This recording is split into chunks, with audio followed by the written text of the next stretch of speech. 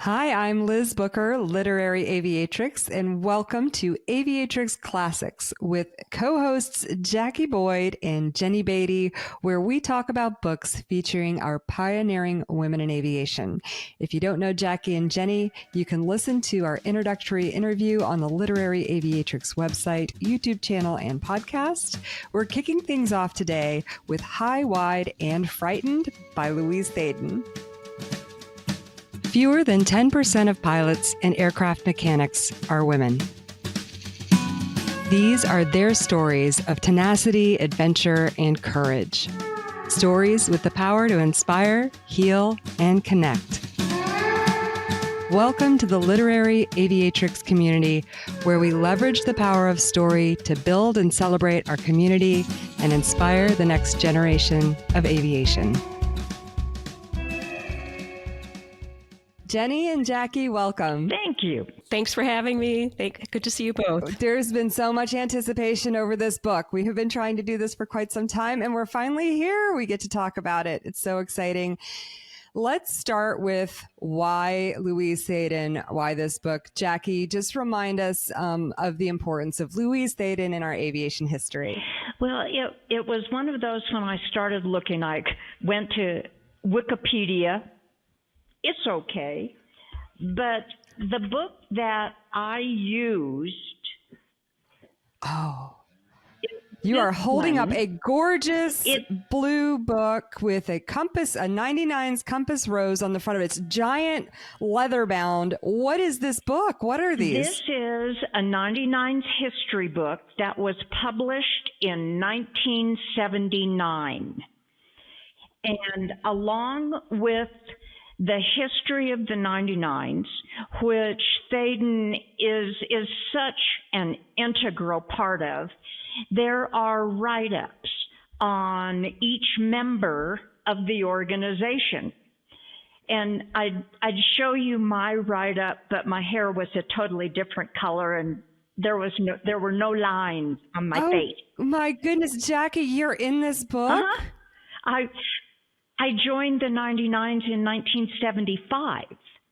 And so... we're going to need a picture of that, please. Maybe, maybe not. But Thaden, the write-up in the history, even though Thaden was never officially listed as the president of the organization, she was so integral in the development and the starting of the organization. And I think that carries over into the theme of her life. She was such a supporter of other women pilots. There was very much a theme going through her life, the writings about her, where there could be disagreements between pilots and piloting skills and how they approached things like the air races, but there was always a real strong thread of support. And one of the things that I found very interesting, it said she wanted to fly from the age of 7, and in college gave up pre-med and journalism for aviation. So wow, she was an extraordinary figure in the history of of the 99s, but of women in aviation specifically. So and aviation in general. It's a tremendous history. You know, the 1929 Air Derby, when she won the Bendix Trophy in 1936, and all of these records. A representative for the beach aircraft. All those things are themes and threads that run through everything that's written about her. Yeah, and we talked about this in our introductory interview when we got to know you two, kind of the thought process behind this and how much play Amelia Earhart has gotten in our history and how Louise has largely been forgotten. And so it was really important for us to start with this one, especially considering that role that she played in our history as women in aviation. And this book, High, Wide, and Frightened, she wrote very shortly after the Bendix air race. And that was something that you brought up, Jenny, in our last conversation. Tell us about this book. Give us a brief synopsis. And then I know that you are such a book geek that you're going to tell us about all of the editions. So educate us. Okay. Well, the reason this book, Louise Thaden's High, Wide, and Frightened, is so important is I had to go back and check, and there were very few books written by women pilots that came out before this book. There were, Amelia Earhart had written 2 books, and Anne Morrow Lindbergh had written 1 book. Also, Lady Mary Heath had written a book. She's from England. And Jean Batten had written 1 book. She's from New Zealand. But in the United States, only the best-known women today, Amelia Earhart and Anne Morrow Lindbergh, had written books before Louise Thaden's books. So when you think back to those times, how did people get to know these women and their accomplishments? Of course, all of their achievements and record-breaking flights were highly publicized in newspapers and radios, but it was books where their words were their own words and enduring. And so the importance of this book was, as Jacque said, she wrote it right after, or you said it, I'm sorry, Liz. She wrote it right after she made all these accomplishments, right when it was all fresh in her life and in her memory. That's one reason why it's super important. The other thing is it's beautifully written, lyrical, it's gripping, it's poignant. And it is a story about the women, all of her women peers of that time. And so we really get a good picture of women flying in the golden age of aviation in the United States at that time. So that's why it's a fabulous book. Yeah, for so many reasons. And so the first edition came out, we talked about in 1938? So I'm holding up a copy of the first edition. I don't have the dust jacket. This came from my grandmother. One of 4 books I got from my flying grandmother. So it was first edition came out in 1938. I just want to show the front piece because there's a beautiful photograph of a beautiful smiling Louise Thaden. Mm. I also want to point out the way the title's written: high and wide. Uh-huh. Yeah. And so frightened. High, wide are like vertical bold letters, and then and frightened is in italics. That's interesting. Right. And so I just wanted you to keep that in mind. And I'm going to hold up now the next edition that came out. So the other reason this book is so incredible is that this is the edition from 1973. Uh-huh. And that is also makes this book incredible is that we have 3 different editions, and it grew with Louise Thaden. So she lived long enough after having written the book at first in 1938. She lived long enough to have more perspectives about her place in history and the progress of women in flying to add a tremendous prologue and epilogue that you're going to hear about a little bit later. So that's the 1973 edition. And then the edition that many of you are going to get and read came out in 2004. I'm holding it up. It's a paperback with a depiction of Louise on the cover. And this edition has a foreword by Patty Wagstaff, 3-time U.S. aerobatic champion. And this book omits chapter 13, which we're going to discuss later about what is in that chapter and why that's, and potentially why that was omitted. So that's a big overview of the 3 editions that are out there. I can let you know that the cheapest version you can get, I saw it was about $2 on Kindle. The Kindle. There, Jacque is showing a picture. Yeah. And then you can get used paperback for around $12, $14, all the way up to $150 for a hardcover first edition, maybe signed. That seems very reasonable for a first edition signed copy. The Kindle pretty much edition looks like this, and that was done in 1999, and that's the only one that's available on Kindle. So there we go. So those are the books. And so some of the books that we are going to discuss might be harder to find than the one that we're discussing today. But this one, you can go wherever you buy your books and order a copy. So that's amazing, too, that it's still in print in that way. And it speaks volumes about her importance in history. So what do we think of the book? Jenny, I think you definitely hit it for me in terms of the writing. I was like, what? This lady is an incredible writer.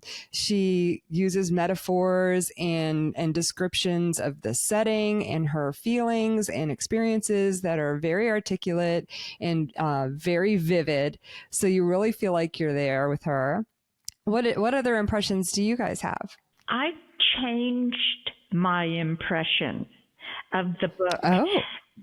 Looking at the different editions, rereading specifically for this, and I've kind of changed my perception of who she was and who we are. I don't think any of us really gave credence to how elemental the airplanes were at that time. This was a giant experiment. It wasn't just setting a speed record. It was setting a speed record in an airplane that you weren't sure was going to stay in one piece.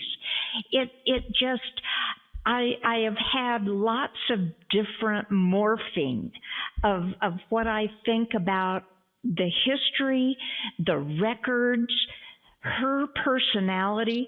This has been just an extraordinary experience for me. Oh, that's wonderful. I think you're right. Like, I see every one of these flights in the golden era of aviation as a test flight. Every single flight was a test flight. And now with necessarily well-educated people who understood engineering and physics that well. So that's fascinating. Well, and also people who soloed in 5 hours. Right. Maybe got 5-10 hours instruction and then were cut loose. Right. So I actually went through the book and I counted 10, I might be wrong, but 10 instances where she either had an engine failure in flight or engine trouble or trouble with the aircraft in flight such that it required a forced landing or precautionary landing. Right. 10 and times. Those are the only ones that she told us about. True. But my point also is, to build on what Jacque was saying, is that we call it now the golden age of aviation, which it was, but it was incredibly dangerous. Oh, yeah. And part of these record-setting flights were to show the capability of these aircraft and to test and push the envelope on the capability of these aircraft, on the engine, and on the pilots to prove what they were capable of, including what the technology might be capable of. Yeah. I mean, they were doing test flying. They absolutely Which is were. dangerous. Yep. Plus, it was an advertisement for the aircraft manufacturers. You know, it was when she mentioned at one point that they had never had an airplane that they had to buy. They were test pilots for the manufacturers. So a lot of the test flights were for Beechcraft, and I had such a different impression of what's termed the golden age of aviation after rereading and looking at all the different copyrights and iterations of this. It really did expand my knowledge on more than just Louise Thaden. Well, and to that point, one of the things the highlights of this book is that it will universally appeal to anyone in aviation. This book is all about flying. period. I mean, she talks about her family. She gives context to what's going on in her life. But this is a pilot's memoir. And she does that so well and kind of walks us through the history. And then you talked about, Jenny, you mentioned her contemporaries. It's wonderful to read other people's amalgamations of these stories and retellings of them and placing them in the larger context of history. But my goodness, it's fun to be in the room with the characters. And that's how I felt reading her words. But I forgot to say, I don't even know of men pilots that wrote books before this book came out. Oh, because when you think about some of the great authors of those early days of flying, Charles Lindbergh only wrote We. He didn't write his memoir about his flight until the 1950s. Mm-hmm. We think about, I'm going to mispronounce his name, but Antoine Saint-Exupéry. His book came out later. Yeah. Ernest K. Gann, his books came out later. Hers was one of the first. That's interesting. And it's first person account. The person who did it wrote it. And that's what's amazing. It is. So any other impressions over also, and then one more thing, and I know this is going to come up, but one of the other things that appeals to me, especially in the context of her times, is that she was a mother flying. So she and that's in the book, and there are some really kind of surprising attitudes that she has that we'll get to, I'm sure. But, as a woman who was an advocate for mothers having careers in aviation and also being able to be successful at parenting, it's incredible to have this role model, from the 1930s who was flying and had children and was still in the mix.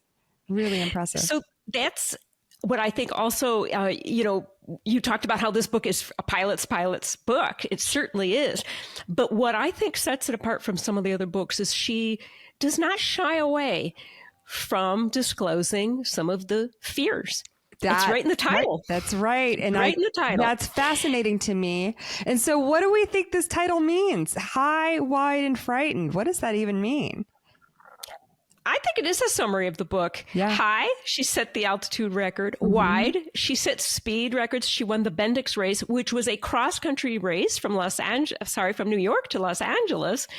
And frightened, because she does talk very forthrightly about the fear that is genuine, that she admits all pilots have it. Yep. They don't all admit to it. They don't all talk about it. And then they don't all write about it in their books. Exactly. Yeah. And that's a lesson too for the culture, I think. And, we in the military, or at least in the culture that I came up in, we said we had a culture of confession, but egos very often got in the way, and people were, if they were feeling insecure for whatever reason, either because it's, in competitive environment, because it's the military and that's just how things are, or they felt ashamed or were being shamed by their peers, a lot of people were not as forthright with their misgivings, their mistakes, as we said that they should be. And so I just think it's another instructive model for pilots, all of us, to look at and go, you know what? I felt that way. I might not have said it out loud, but I definitely felt that way. And it's okay to admit that. She also talks about how she mitigates those fears, right? What about Jacque? Do you have anything else to say about the title? Well, I know we're going to talk about the prologue in the 73 book. But I think it broadens who she is, because she goes back and specifically deals with the difference that she thinks between flying and flight, and how fright enters into that. So I love that edition, because it's her perspective of who she was then and who she is now. And I think the honesty that comes across in dealing with the pilot ego, because God knows we all have them. I don't think we could fly if we didn't. And so I just think it's such an expansive piece of work. Well, so let's get into it. And you mentioned the prologue, and I know you have more to say about it, but does anyone have anything to say about the foreword from Patty Wagstaff? I mean, what I read in it was just this absolute reverence, you know, from an incredibly experienced, skilled pilot. And when was that foreword written? Do you know? Well, it is for the 2004 edition. So it might be in that 1999 Kindle version, but I don't know for a fact. It is not. Yeah. Okay, so it's only then in the 2004 edition. I do want to interject that the prologue Jacque referred to previously is definitely in the 2004 edition. Correct. Yes, sure. It is in this edition as well. So yeah. But Patty Wagstaff, you know, a woman who I had posters of on my wall when I was a teenager, you know, that she was my only female aviation icon that I had growing up, is talking with such incredible reverence, which, you know, not that Louise needed it, but, you know, as an introduction to the book, it definitely gave it even more credibility from my perspective, having that respect with Patty. So, and I think it's a testament to Louise's skill as a pilot, period. Right. That she was up there, if not the top, one of the very top skilled pilots of her era. Right. And and that's the endorsement that Patty is reinforcing, because she's a skilled. Right. Yeah. Yeah. So somebody who has put a lot of aircraft through a lot of paces in the modern era can look back and appreciate that this woman, in no matter what context, was an incredible pilot. She earned everything that she got. There was no giveaway for publicity with Thaden's flying. Yeah, and you say that I heard you say earlier that you know, she was supported by Beach in a lot of ways, and how her test flying was also a performance for the public. You know, test flights now in aircraft are done privately. Right. we don't do that publicly anymore. But at the time, you know, she is putting these aircraft, pushing herself to her limit, pushing the aircraft to their limits on behalf of the company and demonstrating their capabilities. And so this relationship with Beach that continues, and we'll talk about throughout the story, really I see as like one of those relationships where he keeps investing in her and she keeps delivering for him. And so he's always going to come back when she asks for another plane and help her out. Yeah, absolutely. But imagine also the pressure. Oh, yeah. That failure means a failure that reflects on that aircraft company. So there's quite a bit of riding on those flights. That's more than just personal reputation. On top of that, it's the reputation of the Beach company in this case. That's right. Mm-hmm. So we're going to go through the chapters and just give some short summaries. Jacque, you already started with the prologue. Is there anything else that you had to say about the prologue? You know, it probably is the favorite part of the entire reading process for me. To be able to see her evaluate who she was, where she was, and where she is now,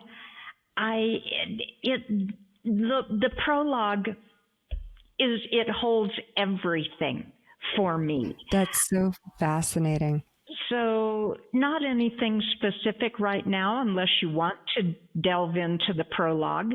No, we'll keep moving. So Jenny, I think you were going to take our first few chapters. You want to give us a quick summary of those? Sure. So chapter 1 is called Endurance, and it is an opening that just captivates you. It catches your attention, grabs you, and gets you into this book. And it is, so it's a gripping account of her solo endurance flight, which was on March 18, 1929, over Oakland Airport, 22 hours, 3 minutes, and 28 seconds. And I have a personal record now of riding in an airplane for 20 hours as a passenger. Imagine 22 hours flying the airplane. So pretty cool. And you get a picture of what this book's going to be about. It's going to be about adventure and obviously doing incredible things flying. Chapter 2 is called A Hot Pilot. And it's she brings in more about her home and upbringing in Arkansas, and then how she went to Wichita, Kansas, and met Walter Beach of the Beach Aircraft Company, and her determination to fly. And one of her first flights where she moved to San Francisco and got to ride an airplane as a passenger from Wichita to San Francisco. And what an experience that was for her, that just again, reinforced her determination to fly. About her becoming a pilot in 1928, and then setting the altitude record for women on December 8th, 1928, where they again had to worked on the aircraft, the engine, and also developed a system to deliver oxygen to her so she could fly at that altitude. And her altimeter showed that she reached 29,000 feet. Keep in mind, this is not a pressurized aircraft. This is not a turbocharged engine. So pretty incredible. The official record was showed at 20,000 feet. But again, an incredible feat. Chapter 3 is called Engines Quit Cold. So now we get into some of the tough stuff. And she opens by talking about what we could now call the Dunning-Kruger effect, which is overconfidence and relative inexperience of a private pilot who has acquired some hours and now feels hubris and conceit. This is her reflecting, because she had an experience flying an aircraft with a friend and the engine quit. There was a period where the aircraft stalled and spun and she regained control, but they still crashed. They were both terribly injured. And then her friend died, which we will see the effect that this has later in her book. She also mentions in flight instruction, the agony of watching a student solo. Yeah, and decides that it's not for her. Yeah, and she's like, that's not for me. Except it comes up again later. It sure does.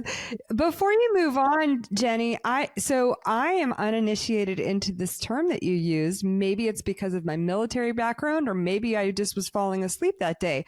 But what is the Dunning-Kruger effect? What does that mean? Okay, so it's Dunning. It's the name of two people who developed this theory. The first name is Dunning, and the second name is Kruger. So they call it the Dunning-Kruger effect, which is, if you can picture a graph that starts low, goes up high, and then drops down again. And it's about, on one axis, it's confidence, and on the other axis is actual experience. Got it. So it starts low experience, low confidence. Then you get some experience and you have very high confidence. Yes. I am a hotshot pilot. Yes.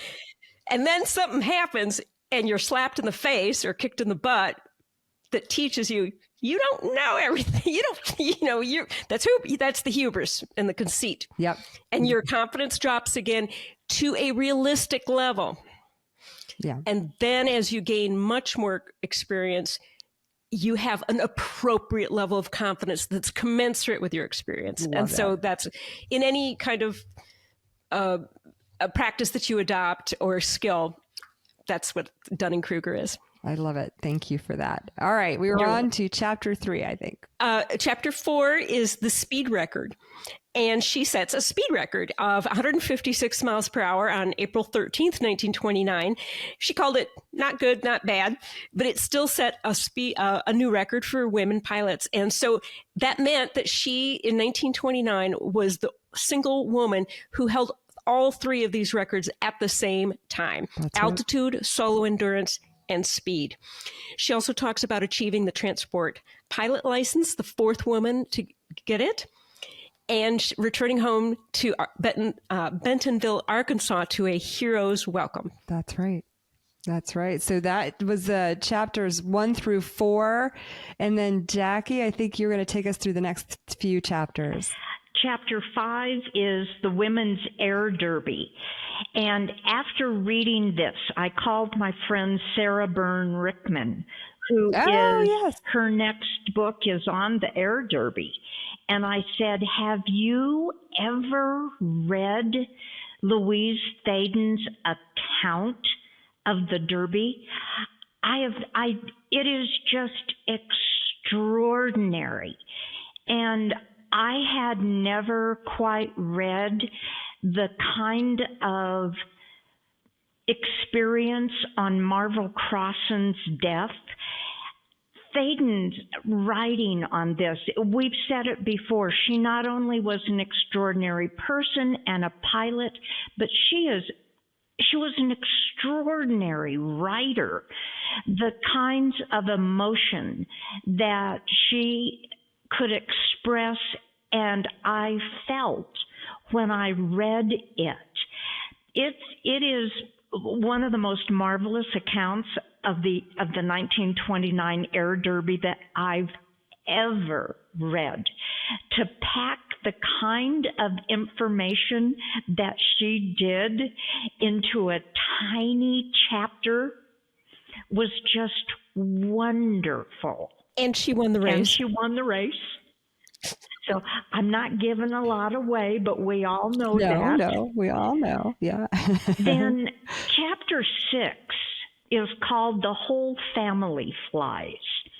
And this made a huge impression on me in a lot of ways. I had no idea what her feelings were. It was when she and her husband decided it was time to start a family. So let's start a family. You know, it sounded relatively simple. You kind of go, oh, okay. But the fact that she had a nanny, and I didn't have time at the time, but I wanted to delve more into who that nanny was, because I think there are some things that Thaden was able to do that would never have been able to be possible without, and I use the word like very specifically, the privilege of having a nanny. And I think we tend to forget or discount the amount of privilege that was a part of the women's lives then.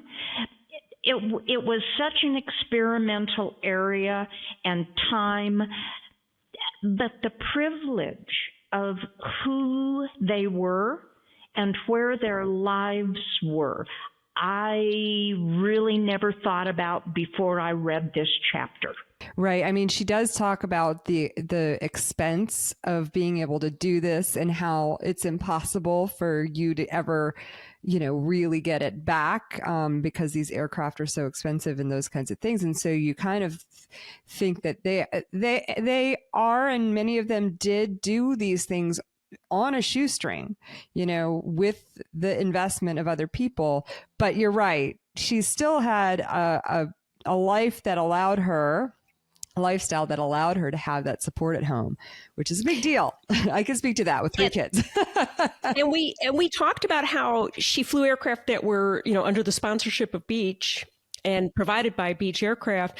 But there were other women pilots, and I think she does mention it in the book, who had great personal wealth. I mean, you talk about privilege. They were very wealthy, and they self-funded. So that would include people like Pancho Barnes, Ruth Nichols, later Jacqueline Cochran, who could just go out and buy these amazing airplanes. But at the same time in this chapter, she does talk about making a very conscious decision when they had their second child. She knew what was involved, and yet they made that decision. And it sounds like both of the kids truly appreciated who she was and who their father was when it came to the aviation world. So it was a very eye-opening chapter for me. The chapter 7 is the refueling and endurance flight. I had read things about this. We all have read things about the logistics of this flight, but it is just one of the most marvelously hysterical pieces that I've ever read. The fact that they sent instructions on what to do and how to do things with the other aircraft bringing them in. I mean, the logistics of eating and going to the bathroom. It's wonderful. They were in the air for 196 hours. Yes. These two women. 8 days. Yeah. 8 days. This is Frances Marsalis and Louise Thaden in an aircraft circling over which airport? Valley Stream, New York. New York. Yeah. Yeah. For 196 8 days. hours. Yeah. 8 days and nights. With an aircraft, It's mind-boggling. With an aircraft taking off every once in a while, taking up formation on their behind them on their wing, and passing things through basically on a line, right? Yeah. And I had never read the perceptions of other pilots. I didn't think of it being an airspace where you'd be sharing it with other people, you know? It is, her account of it is just so eye-opening and so honest. The swollen ankles, you know, those sorts of things, that pointing out the particulars that were involved in this gave me an entirely different perspective on what that flight entailed. One of the fun things, you know, I think in our day and age, even people would get bored with an 8-day venture, like in terms of the media. And so this is going on for 8 days and people are reporting on it, and they don't really have great comms with her, you know, they're not able to do interviews like you would be able to do now. Right. And so at some point someone suggests, hey, you know, we're all getting bored down here. Let's have like a fake emergency. Let's tell Frances to pretend her appendix is going to rupture. So they put on this performance. They're like, why not? You know, we're bored. So that it's like the original fake news. I couldn't believe it. And the fact that she has such a sense of humor about these things is wonderful. Absolutely. And, you know, it's that first person account of it, not something that's been written in an endurance book or other flights. It's her one-to-one on this with Frances Marsalis, which is wonderfully hysterical. But you put it in the perspective of 8 days. Yeah. Yeah. The mind boggles. Yeah. I'm a helicopter pilot, 2.5 hours. Thank you very much. I'm good. The next chapter, chapter 8, is it bravery or fright? And it was fascinating on where she was at the time. There was some discontent with where she was in her life and with her flying. And this chapter for me really humanized her. But one of the absolute funniest things was her description of when she made a mistake, and I don't remember exactly what it was. She ends up getting I think she says that are we talking about when she lands in the wrong place? Yes.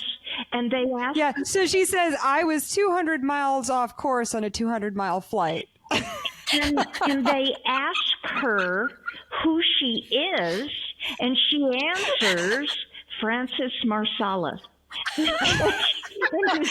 And then And then her sense of humor is so great that she's like, I'm mortified and I'm slinking away in shame, and I know he doesn't know. I mean, I know he knows I'm not Frances, but this is too good a story to keep to myself, and the first person I have to tell is Frances. Well, it says, now, what made me say that? I wondered. Having told such an awful lie, I was too confused to do anything except carry on.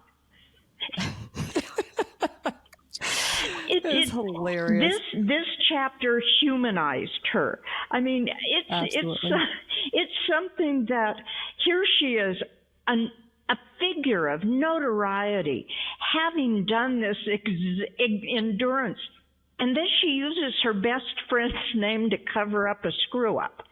It was wonderful. It is. You know what? That's an important point. I saw a prominent aviator speak recently who did not share any flaws with us, and they were not very approachable from my perspective. And so definitely like those little hints of, every once in a while I do a dumb thing. We could all relate to that, right? It makes her far more relatable. Well, so I'll do my best to wrap up the last few chapters, and I'll have my notes in front of me. You guys did such a good job. So you'll have to jump in if I am missing anything, because you are so good at this. So in chapter 9, it's called Some Flirting with Disaster. And so Louise in this chapter is sworn into the Bureau of Air Commerce to work on air markings around the country. And so these are the navigation aids that we can still see in some places today. They are paintings on rooftops. Sometimes they are stones on the side of a hill that let us know during visual conditions where in the world we are if we didn't have GPS, they didn't in those days. And so she was responsible for sort of going out and building this program. But the Bureau, she didn't have her own plane assigned for this. So she was flying in all these really unreliable aircraft. And she talks about all of the various aircraft problems and misadventures that she's experiencing during her flights to commute to these destinations. Did you guys have any other takeaways from that chapter? Well, the 99s were tremendously responsible for starting the air marking programs, painting the names on top of the hangars. And she was very instrumental in developing that. And it was a group of women, 99s. So Phoebe Omley, I think Viola Gentry, and Louise, there was someone else really prominent, the name, I can't remember who else it was, worked on this, all women. Yeah. Mm-hmm. That's incredible. So in chapter 10, we're in the Bendix. And, as we know, Louise and Blanche Noyes win the race, much to the organizers' chagrin. And they do so flying what Walter Beach refers to as a stock airplane at cruising speed with an engine that has over 12,000 hours on it.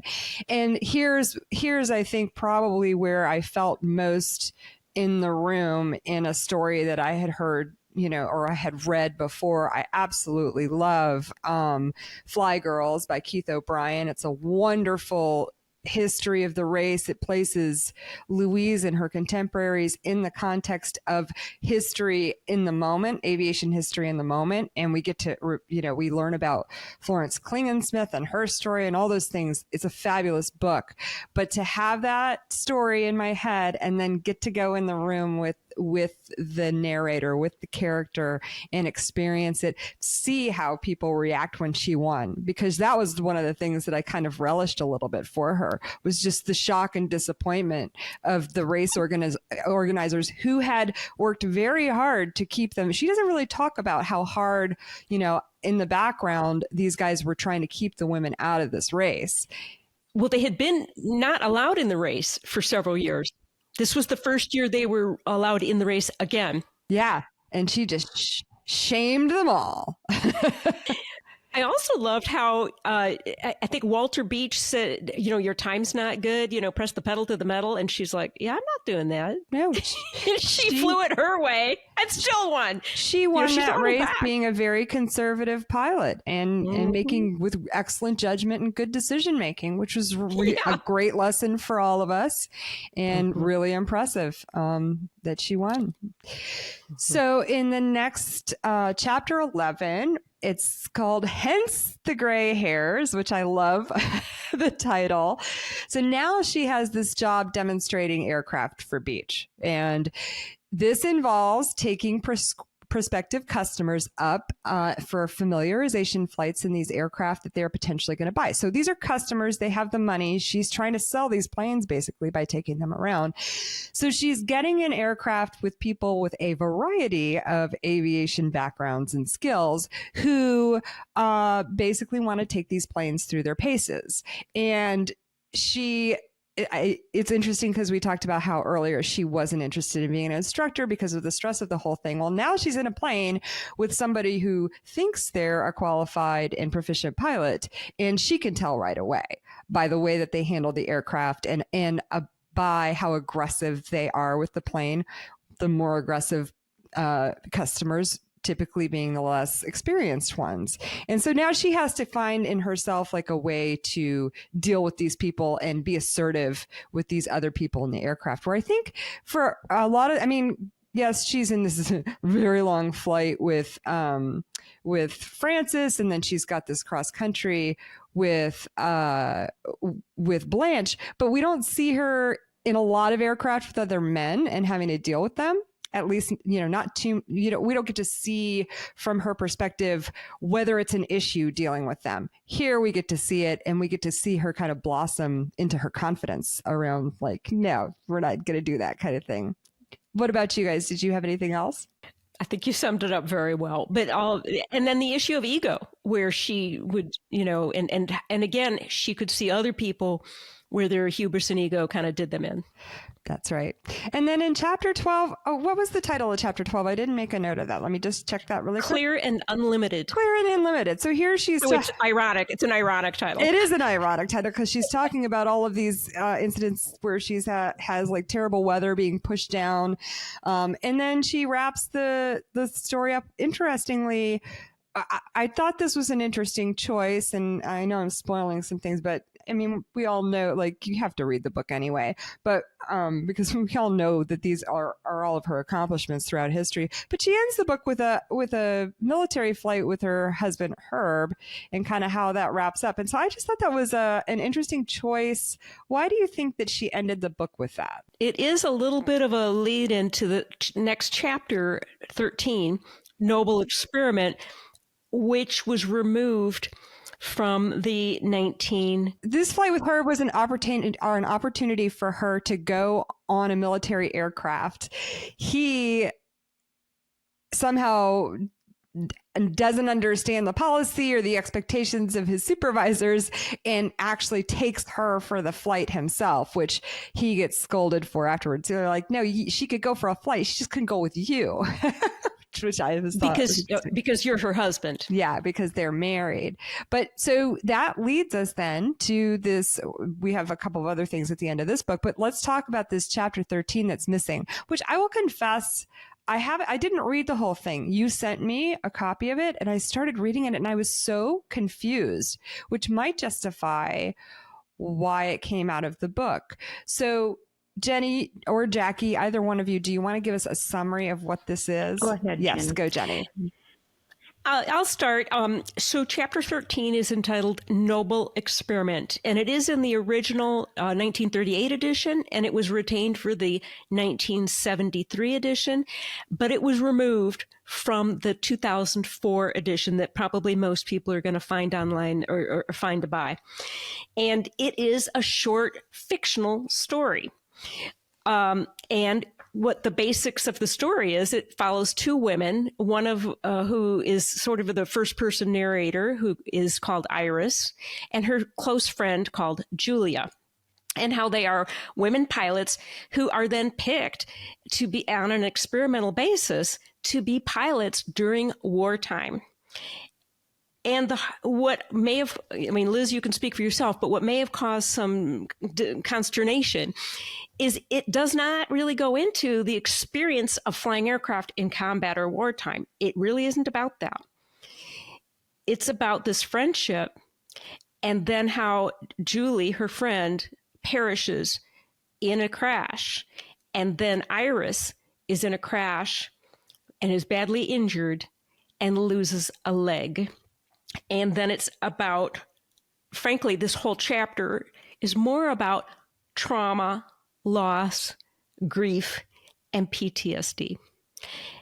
And I want to point something out that I discovered only by looking at all these editions of the books.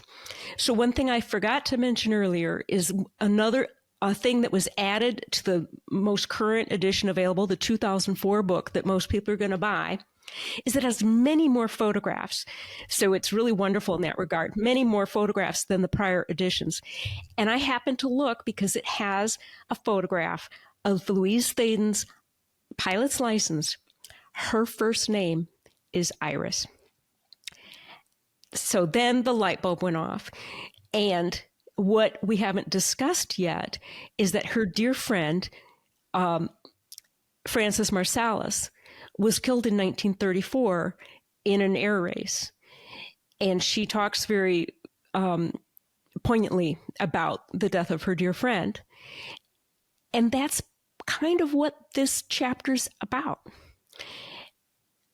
I speculate that it was removed from the later edition because it was kept in the 1973 edition, and we'll talk a little bit later about the epilogue that was added. But in 1973, two things happened in the history for women pilots. One was the very first women were hired to fly for airlines, and women were able to fly in the military for the first time, both in 1973. So I speculate that chapter was removed because it's kind of a downer, just to use one word, and because it was speculative. And by later in time, women who have had these experiences in military flying in particular, they can speak to themselves. So it just was a little bit of a curveball in this book. It is in the 1999 edition that's available on Kindle. So it wasn't removed until that last edition. And I have said over several books that have various editions, I'd love to be a fly on the wall in the editorial meeting to see what the purpose was of removing it. And I will interject. So in 1973, it is in that edition. Yes, and of course, Louise was still alive. It isn't removed. And she was still alive. Right. It's still there. And she was still alive, see, for that edition. But in the final edition, the 2004 edition, Louise was not alive for the preparation of that final edition. But she wasn't alive in 1999. Either. Yeah. But that's not a print version. So who knows how much effort went or consideration went into it since they weren't having to print it, right? And another speculation, the newest edition was put out by the Arkansas University Press. I don't know how much political pressure was put on removing it from that, whether it's a university press, because there are some very different ways of working with university presses than there are conventional presses.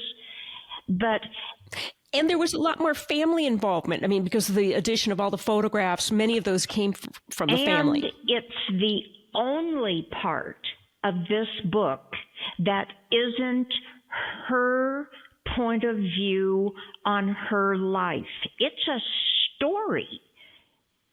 And that's where I got confused.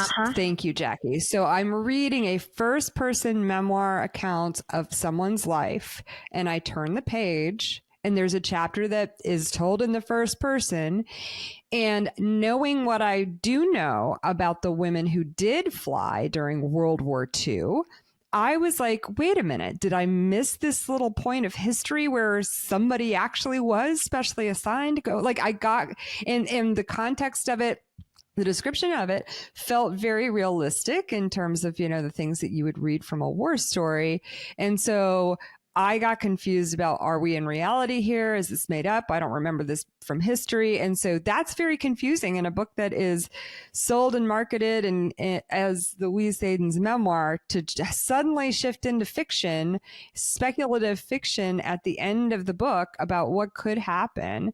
But it also, like, it kind of felt, like I'm saying, like realistic, like she was capturing or trying to capture the reality of what war would look like if women were participating. And I don't think it was that far off, do you? Well, I wonder what she was privy to, because Cochrane was very privy to the development of the American women going over to England for the ATA, not openly involved with the U.S. government until the WASP.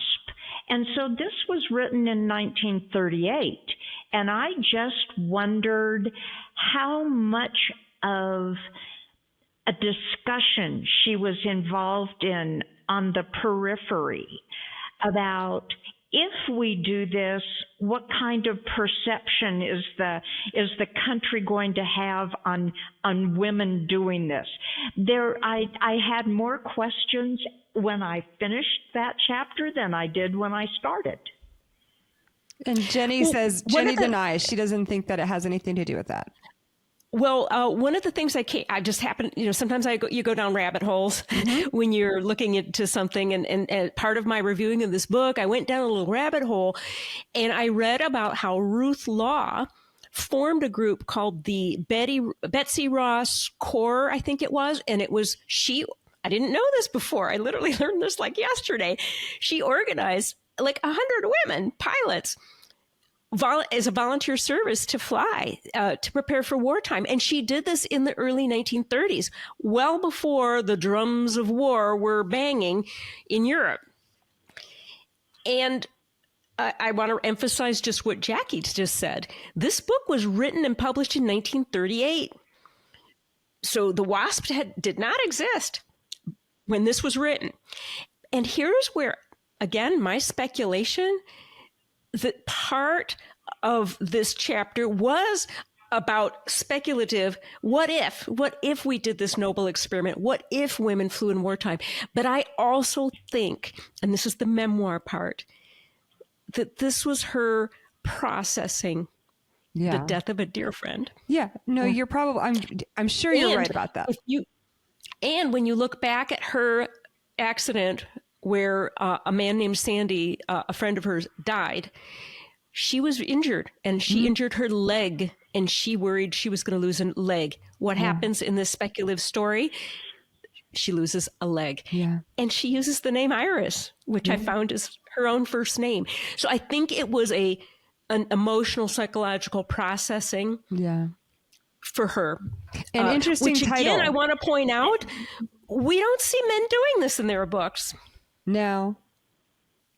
I mean, I don't know. I can't say that we don't, because I haven't spent enough time in their books to know if that's universal.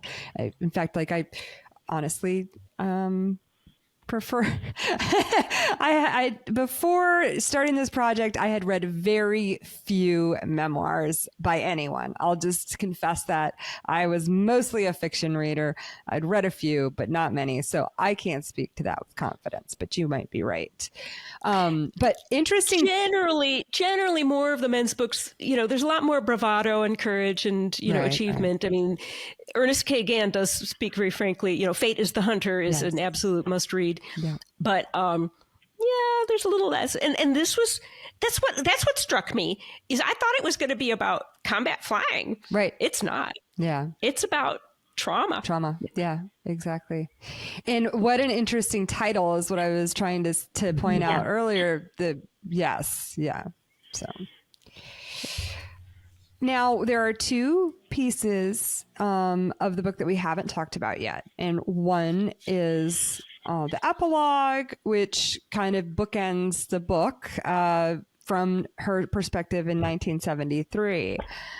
And we could talk in depth about that. But there's this other small chapter entitled A period, E period, a postscript. And it is all about Amelia Earhart.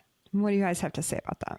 This is, to me, one of the most wonderful commentaries on a friendship that I've read in a long time. The conversation they had in the hangar with the Electra, where she said they sat on the life raft that was inflated, and the questioning of each other. Her questioning Earhart about, why do you want to do this? And Earhart's reaction back up when she said, if I bop off. It's just such a marvelously honest conversation. I loved it. I loved it too, and I loved it because you really get a feel for well, I should back up. AE, the reason it's called AE is that's what Amelia Earhart called herself. That's what her husband called her. That's what people commonly called her. Amelia, instead of Amelia Earhart, it was AE. And so that's why it was written that way with the title. But what I loved about this is you really get Amelia Earhart's personality from someone who knew her. And she just goes to the essence of the person right there in a few paragraphs and in a couple of pages. And key insights into Amelia Earhart as a person, as a pilot, what motivated her on behalf of women pilots as a whole, and what motivated her about getting people in the air, and then her personal ambition, which was this small secret thing that wasn't necessarily evident to everybody else. And also, another part of the book, we see how close they are because AE shared her concerns about something Louise was doing, which is when she stops flying. And AE didn't agree with that. But anyway, I love this little chapter. And I think that it was written as a postscript because Amelia Earhart was lost in 1937 and was obviously the most famous, world famous pilot at the time. And because they were friends. And so it probably felt appropriate. I think it was entirely appropriate to have this vignette, this insider's look at a really important person to aviation and person important to Louise Thaden. What about the epilogue? Do we have anything there?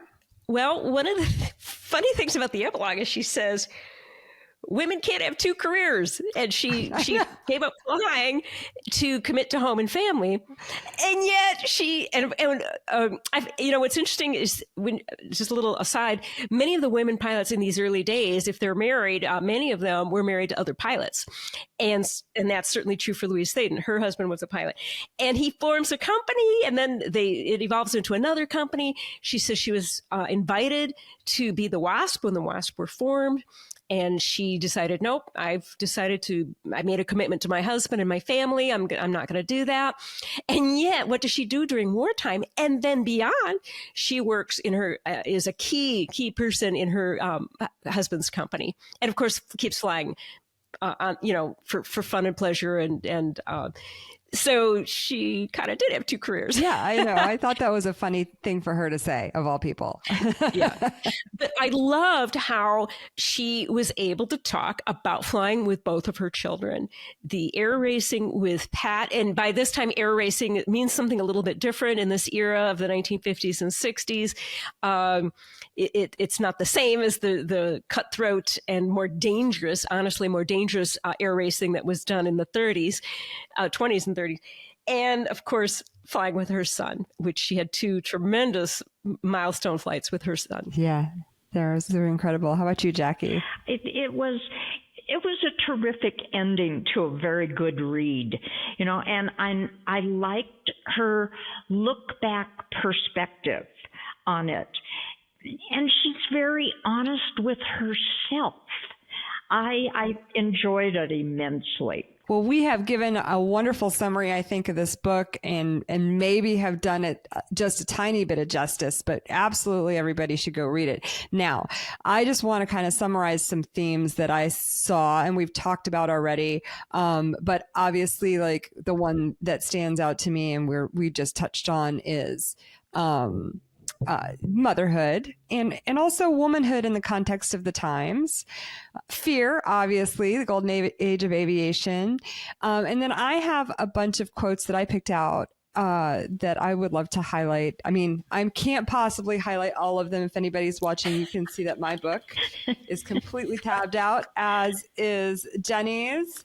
And so I won't bore everybody with reading the whole book to you. But, we talked earlier. I'm going to just start off with one, and you guys, while I'm doing this, can dig in and let me know if there are others. So this whole topic that we were on earlier about being a hot pilot and the hubris and those kinds of things. And I'm going to editorialize just to bring it into the here. But at the end of chapter 2, when she's about to, she's learned kind of her lesson about being bold and maybe pushing things a little too far. She says there's always a time in a pilot's life where she is thoroughly convinced of her prowess and perfection. I was beginning to feel I was a quote unquote hot pilot. It is a dangerous attitude. Has anyone ever heard this before in aviation today? Soon I was to learn through bitter experience that a pilot seldom gets into trouble as long as she knows she has things to learn. The hot pilots are usually the ones who come to grief. And so for me, like, this is a huge takeaway. Among other things, there is a decision to turn. I'll go find the decision to turn back or make a decision. Oh, I found I just happened to open right to it. This is in chapter whatever it is. Is it bravery or flight? She says, of course, no one wants the stigma of cowardice. The intestinal fortitude required to stop a proposed flight is more than that required to go through its dangers. And this is something that, this is on page 96 of the book. Those two things I just think for pilots are really important lessons that hopefully you don't have to learn for yourself. You can you can go read books from other pilots and learn from their experiences to not push yourself beyond your limits and beyond the limits of the aircraft. And that's immediately relevant and fresh in my mind, thinking about the interview that I recently did with Polly Vasher, who flew with the goal of flying over the North and South Poles and had incredible preparation to go over Antarctica and incredible flight to get down there. And then the day that she launched to fly over the South Pole, she had unexpected headwinds and had to make that hard decision to turn back. But because she did, some 20 plus years ago, I was able to interview her the other day. So just really incredible pilot lessons for everyone to take away. Are there any quotes that you have? I have so many more that I would love to read. That's a thread that runs through this book, because in the epilogue, in the 73 version, she says, burning ambition and tenacity of purpose do not assure success. Right. And only a handful of us became the fortunate exceptions. So it runs as a theme. She is tremendously honest about who she is, what her abilities are, and how that all ties into what she's done in her career. I have one quote which sums it up for me. Flight is the essence of the spirit. It nurtures the soul. It is awesome, often ethereal, glorious, emotionally wondrous and all-pervading, intangible. Flight is abiding peace, absolute serenity. It is faith and compassion, purest joy. It is a spirit totally free. Flight is yesterday's yearning, the fulfillment of today's dreams, tomorrow's promises. And that's in the epilogue right after she talks about the difference between flying and flight. I had never seen anyone differentiate between the two. And she is so eloquent about that. I love that quote, Jenny. It's in the prologue, so that was added. And it really sums it up. And Jacque, you've used a word several times that I think summarizes this book. She's honest. Right. It's an honest book Yes. about flying. About flying. In a way, and it stands out because we've read enough that there are some that aren't completely honest. And she is. Yeah. Yeah. And hence the title. That's why the high, wide, and frightened. Yeah, okay, I was going to say let's wrap it up there, but I do want to just point out that the fear thread that comes through this book, she's honest about so much of it. It's not just about the flying. She talks about the fear of doing something embarrassing in front of an audience with an aircraft, because she's putting this aircraft through, like trying to kind of get familiar with an aircraft so she can take her father flying. And she like has she bounces her landing, she ground loops in front of everyone. She's mortified. Has fear of like failing this ATP check ride that she's going to have. We all experience this stuff. She has the fear and the challenge of, she calls it doing a man's job in front of the men, and the fear of screwing that up and all of the pressure that we put on ourselves for the same reasons, although I would phrase it differently. But, you're now a minority in a field where the majority is you live in a glass house and everybody's looking at you. So she just talks about not just the fear of the normal, like healthy, like I don't want to die fear, but all of these fears that we as pilots endure in our no matter who you are, right, in our careers. Yeah. Well, this has been wonderful. We could go on for hours, but I think we should wrap it up. I think we've done it justice, and I cannot wait for our next read. Jenny, what are we going to be discussing next? We're going to be reading I Taught Amelia to Fly by Nita Snook, Amelia Earhart's flight instructor. And this book is not currently in print. I had to go digging for it into the various rabbit holes down the internet where you can find books that are out of print and maybe I think I got a signed copy. You guys are such a terrible influence on me. So, so that's the book that we'll be discussing next.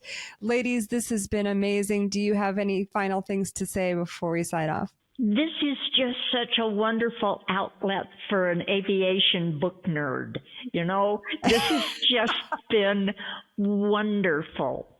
And I guess if you're only can read one or two books about women pilots by women pilots, this is the one. Oh, can't agree more with that. I think I mentioned earlier or in our last conversation that, I've been like standing around telling everybody what a great book West with the Night is. And it is an excellent book, but I'm going to give this one might be higher on my list now in terms of classics for our aviation readers. So thank you, ladies. Blue skies and happy reading. Thank you. Thank you, Jacque. Before you go, I have a quick postscript of my own concerning the editions of High, Wide, and Frightened that we discussed in this conversation.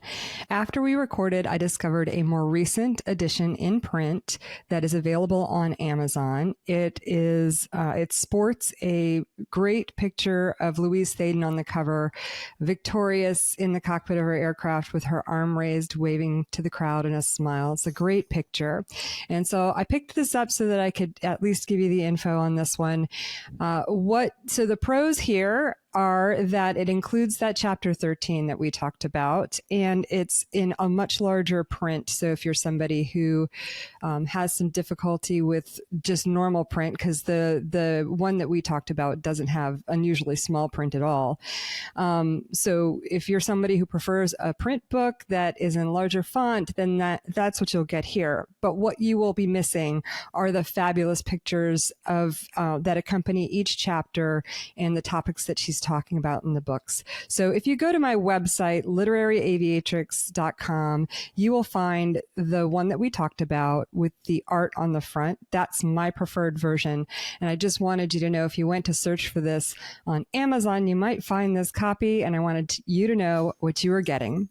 Thanks so much for listening. Check out the Literary Aviatrix website for this and hundreds of other books by or featuring women in aviation in all genres for all ages. And while you're there, sign up for the Literary Aviatrix newsletter to stay up to date on all of the Aviatrix book news.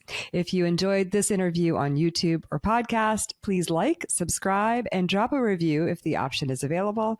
Just like book reviews, podcast reviews help our stories reach a broader audience. I'd like to thank Michael Wilds of Massif and Crew for his help producing this interview and his support of all things Literary Aviatrix. Blue skies and happy reading.